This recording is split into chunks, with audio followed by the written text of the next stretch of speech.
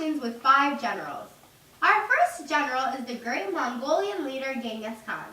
How are you doing today, Mr. Khan? I'm fine. Well, that's good.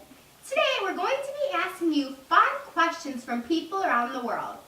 Our first question is from Tommy K in Canada.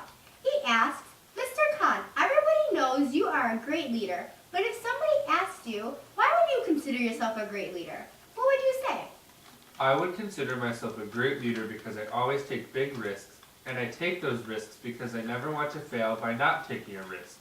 If I take a risk and succeed, I will be victorious and honored by my people. My people will also be loyal to me and admire me. Ah, that's a very unique way of thinking. Our second question comes from Sue Q in England, and she asks, what age do men join your army and why? The men of Mongolia join my army at the age of 14. The only men who are exempt from this are those who are either physicians, undertakers, or priests. During this time of joining my army, my men train to be a part of my best army. I believe an army must be strong and well trained to succeed, and that is why they join at a young age. My men train in various forms to make sure we win every single battle. Such training techniques include hunting game, showing fighting skills, and improving our communication skills. Ah, the men do join at a very young age. Our third question comes from Jose H. from Guatemala, and he asks, what is the most important thing a ruler must have to succeed? I believe a ruler should have strong discipline. In my army, discipline is very strict and it brings me great success. I make sure my army stays focused and I make sure my men think as one powerful army instead of many individuals. That is a very good point. Our fourth question comes from Greece.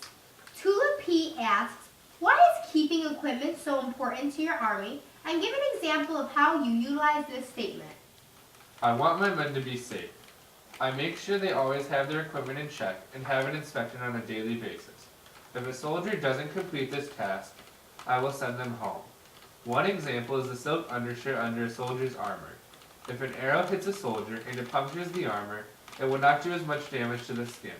The silk shirt goes into the wound with the arrowhead, so when a physician pulls out the arrow, it will not do much damage.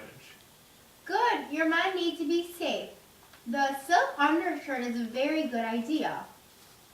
Tanya L. from Australia asks, briefly explain and provide 3 examples of how you revitalize your army. The first order of business I tended to was the equipment.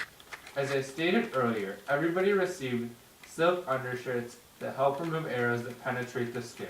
Next, they wore a tunic over the silk shirt. Depending on rank, my army could be issued a coat of mail and a cuirass made of leather for extra protection. Every soldier then received a wicker shield and a leather or iron helmet.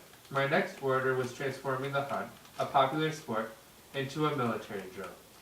I would send my men to capture, but not kill, any game they saw. This taught them to work together as one army. My final order was the establishment of communications. Through a series of signals, flags, torches, and riders, my army and myself are in constant contact and guidance. With this, I am able to send messages to my men. Well, folks, that's been 5 questions with Genghis Khan. Thank you, Genghis. Stick around after the break to meet our next general.